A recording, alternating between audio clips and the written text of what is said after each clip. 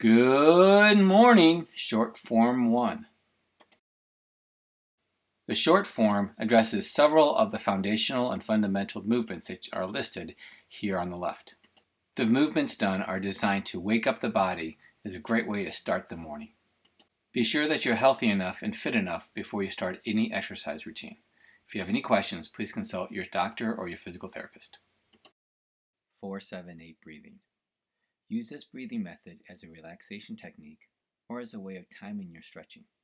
That means using 4-7-8 breathing to determine how long you hold the stretches in many of my videos. One cycle of 4-7-8 breathing consists of inhale through your nose for a count of 4, hold your breath for a count of 7, exhale out of your mouth for a count of 8. For relaxation, start with 5 cycles every hour and increase as you gain experience. For my mobility sequences, determine how many of the cycles per stretch, and that is how long you hold each stretch. Standing comfortably, ground your feet. That means you can stand upright at ease, be able to raise your toes off the ground, and the weight of your body is on the foot and the heel, but not on your toes. This is called tripod standing, and I have more information about this on my ankle foot page of my website. Now proceed to do 4-7-8 breathing as described previously, or take nice symmetric breaths in through your nose, out through your mouth. In through your nose and out through your mouth. And we'll do this 5 to 7 times. Be sure to keep your shoulders relaxed, knees slightly bent. If you're feeling a little bit lightheaded because you're new to doing 4-7-8 breathing, then change it back to a count of 4 to 7 breathing in and a count of 4 to 7 breathing out.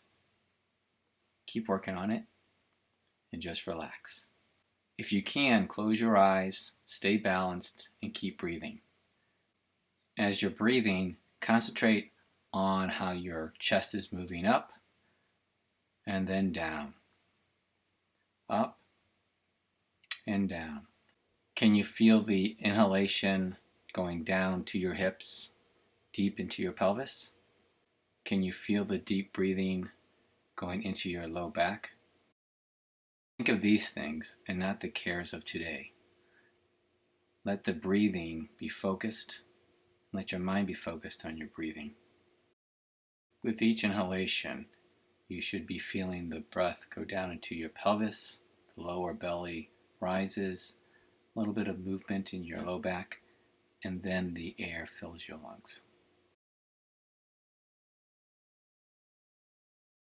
Now we add some shoulder movement and spinal extension to our breathing. First, start by raising your arms as high as you can overhead. Can you bring the back of your hands together?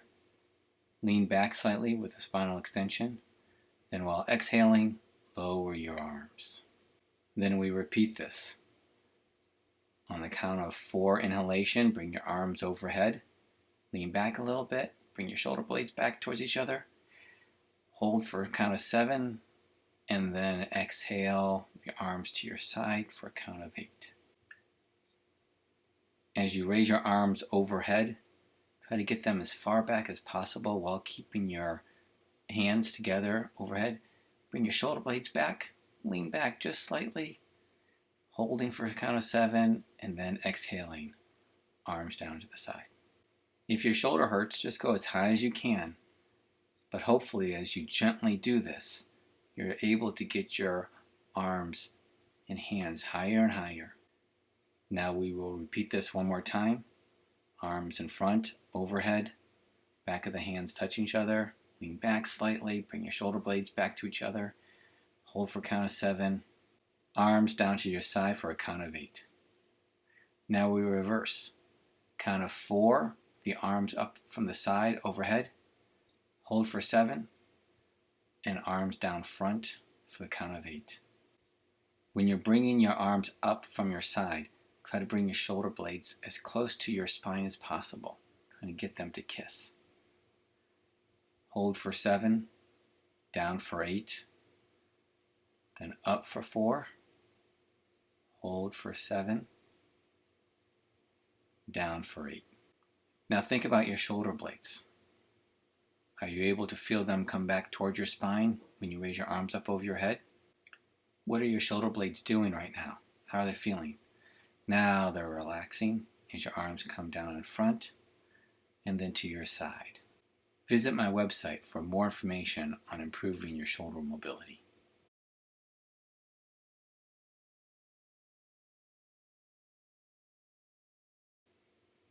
Now we transition to a series of single leg stances. Do the best that you can. Remember, try to do a tripod stance on the single foot. You know you're doing a tripod stance when you can raise your toes off the floor and keep your balance. Now hold this position. Take some nice deep breaths. Either symmetric breathing or 4-7-8 breathing. Now we're going to start doing leg movements. Can you bring the knee up and hold it? Again, try to do the tripod standing. Now toes out, keep your balance. Now can you bring your foot behind you while maintaining your balance? It's a slight lean forward. Now we're going to bend it all the way down to the floor, keeping the foot elevated, trying to reach down. This is a hip hinge move. Excellent to improve the posterior chain. Stretch out the hamstring, strengthen up the glutes, which is your butt muscle. Now in this position we can go several directions. You can keep hip hinging and going down, touch the floor. You can grab onto the floor to get your balance, come back up, go back down, all the while trying to keep your leg up in the air, as straight as possible. And now here we're doing some squats, taking advantage of the floor to keep our balance. Then we stand back up, and now we switch sides. Now we switch to the other leg. The grounded foot, raise the toe in the air to make sure we're in tripod standing. Hold this position for a few moments, take some deep breaths in and out. Now bring the knee up in the air and hold it.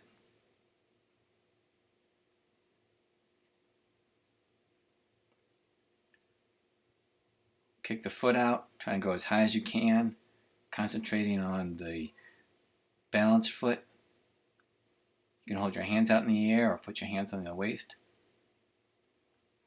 Now foot behind you while maintaining your balance. Again, in this position, try to raise your toes in the air to maximize your tripod standing. And if you lose balance, just return, start over. Now we do some hip hinging, going down to the floor, coming back up. Get your balance if you need to. Back down to the floor, come back up. You can hold it as you're on the floor. You can do some squats with that single leg while you're bent over.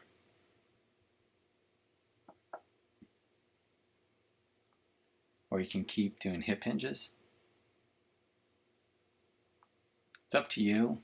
The more that you do and the variety that you do, the greater your spinal health and fitness will be. Now we transition into doing squats. Get your feet comfortably apart, maybe shoulder width, maybe a little bit more. Make sure your feet are grounded, toes up, and go as far down as you can. Hold it for a second or two, come back up, go back down, hold for a few seconds, come back up.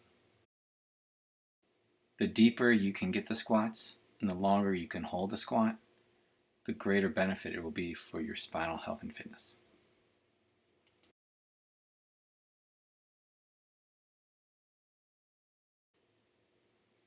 As you squat down, are you able to hold it for about a minute?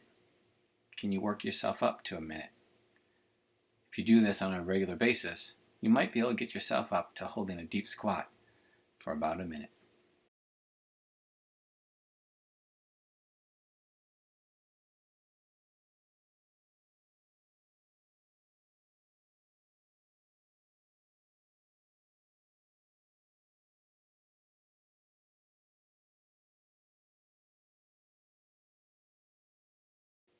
Now this time I'm going to hold the squat for a much longer period of time. Notice how my toes are up. I'm trying to keep tripod standing even while I'm squatting down here.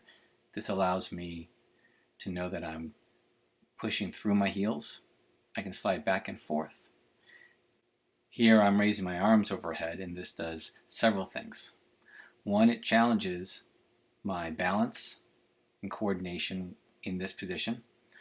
Also, it helps stretch out my latissimus dorsi muscle, which is a significant muscle of the entire back, and when it's tight, it tends to make our squatting difficult.